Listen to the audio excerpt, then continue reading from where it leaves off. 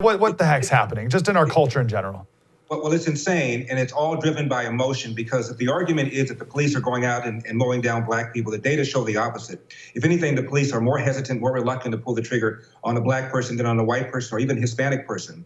And according to the CDC, in the last 50, 60 years, Mike, the percentage at which blacks have been killed by the police has declined 75%. The number one problem facing black America is not racist cops. It's unfortunately the minority of young black kid that is terrorizing the neighborhoods. Of all the homicides in this country, almost half of them are black victims, and virtually none of them is killed by a white nationalist or a Confederate general. The whole thing is absolutely insane. What it's doing is getting people killed and getting people hurt, because the police pull back, the bad guys know it, and also you're causing young black men to be unduly confrontational with cops. If they believe the cops are going to harass them or hurt them, why not be confrontational? So you're making things worse, and you're hurting the very same people that the Black Lives Matter people claim that they care about. Why do people not listen to the data? You're the king of data. Why are people they're so driven by the emotion part of it? How do we get people to see the data and then be driven by that instead? That's so difficult.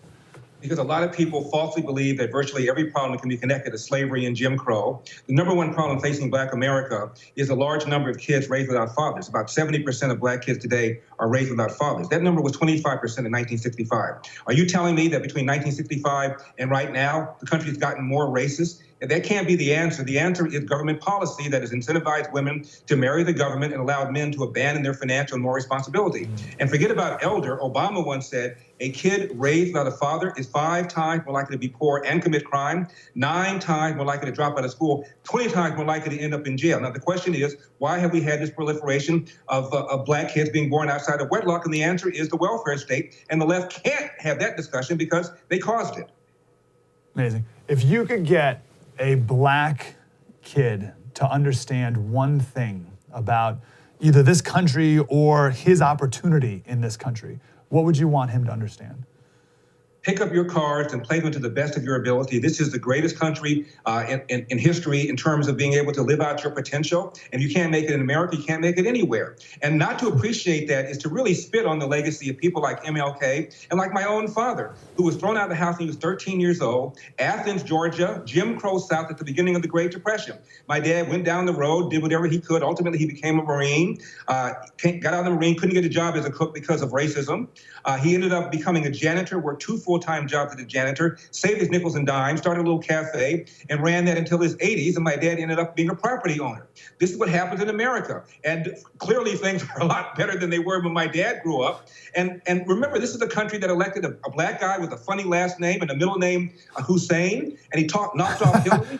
Got reelected with a tepid recovery, and we're still talking about racism in America. It's asinine, and all you're doing is telling people not to work hard, not to press forward, which is what most black people have done in this country. Most black people are not poor. Most black people are middle class or better, and they did so by picking up their cards and playing them to the best of their ability. And that's what I urge everybody and anybody to do, no matter what your race, no matter your gender.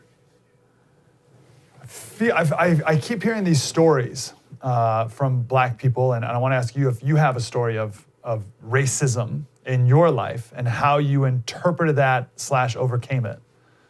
You know, Mike, people ask me that a lot because of my positive attitude. Have you ever been called the N-word and that sort of thing? No one ever asked me, have you ever been called an Uncle Tom or a bootlicker or a Sambo? That's happened so many times, I can't even keep track of that. But no, I've never had anything that convinced me that I couldn't become what I wanted to be. My parents always told me nobody can make you feel inferior without your permission. And that's why I did this movie, Uncle Tom. The conservatives in this movie are simply telling black people, maybe, just maybe, we ought not be pulling that lever 95% for the party that supports Roe v. Wade when 25% of abortions are performed on black women. Maybe, just maybe, we ought not be in the party of open borders when studies show that unskilled illegal aliens threaten jobs that would otherwise be held by unskilled Americans and puts downward pressure on their wages. Maybe, just maybe, we ought not be in a party that opposes school choice. Most inner city parents recognize that their local government school is an underperforming school. They would like an option out. The Democrats say, hell no, you're going to that school anyway. Republicans want to give you an option, and the Democrats are still getting 95% of the black vote. What's up with that? Slater Crusaders, thanks for watching The First on YouTube. If you want more, like, subscribe. We got plenty.